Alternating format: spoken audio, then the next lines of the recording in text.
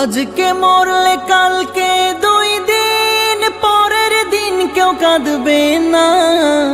যাদের জন্য করলা কামাই মরলে তারা চিনবে না। আজকে মরলে কালকে 2 দিন পরের দিন কেউ কাঁদবে না।